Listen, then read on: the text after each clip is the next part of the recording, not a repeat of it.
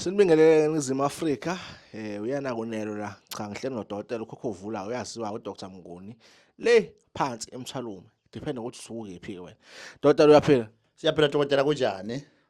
siphila kakhulu dokotela everyone ufuna ukubuyela emsebenzini Yes.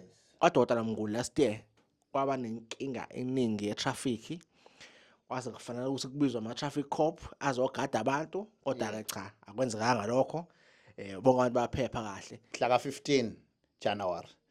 Tabe kucala lenye into lakhaya le yecanda ya last year. U registered nyalo ngoba mina sengangingaba nabantu abaningi. Angisafunya nokusebenza umuntu angaregister nga500. Nase uda uphathe licanza uphathe 1000.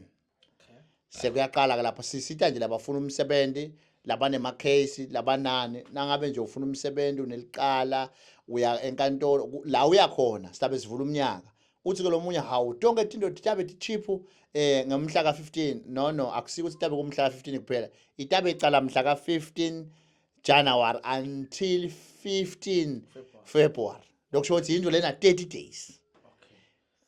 So umuntu akaregister ke kusengamanje ku account ya dokotela ethi 1020 794 0965 Standard Bank.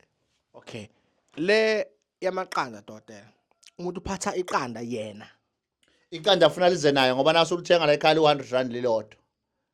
Okay, sivuza nayo. Ya, mangabe nje ubona ukuthi kude la khona uyalidinga kodwa iqanda la ekhaya ngizokudayisela mina lizobe likhona iqanda lenkukhu yasemakhaya lizobe lu100. Okay, so iqanda kuphela liphathayo. Iqanda kuphatha iqanda kuphela ngoba sisuke iqanda into evalekile. Sisuke sizolibulala sefake imithi sivula into zakhe. So masivula into zakhe kufaka amakhubala athile ukuthi into zakhe zivuleke ahamba usebenza athola umsebenzi. Kunabantu othola wahlala ebackroom, ushadile uhlala ebackroom. Ngeke ngaba nenkinga yomuntu onjalo la ngabona ukuthi hayi uma ngabe sifuna ukusiza abantu ake sibavulele early as possible. Njengoba abanye sibavulele last year. Na uqala umnyaka lo esuqalayo nakhona akuvuleke.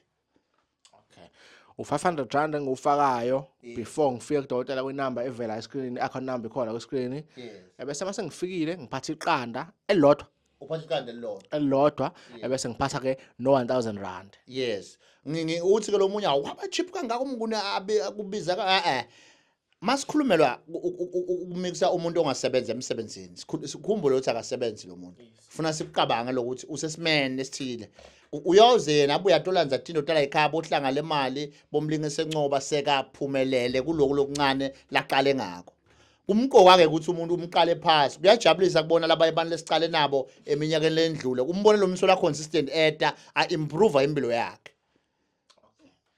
No ngathi clear ke abantu ngeke babe confuse kakhulu uDokotela Mnguni bayamazi ke uyatholakala enambeni evela escreenini eWhatsappekayo uva umthole ngo hi hey umsendele voice note noma uyamfonela ngocingo akwazi ukuthi akuphendule 0606394357 0606394357 inombolo ya dokotela leyo la katholakala khona siyacela ukuthi bantu batimisele bantu futhi bakhumbule udokotela uyabathanza futhi udokotela so uyabahlonipha noma kunje lithemba lisekhona siyasho nje ukuthi noma into takuthi kubhedzela namuhla sisena lethemba lokuthi usengaba right kusasa chubeka utimisele. Sabonga kakhulu.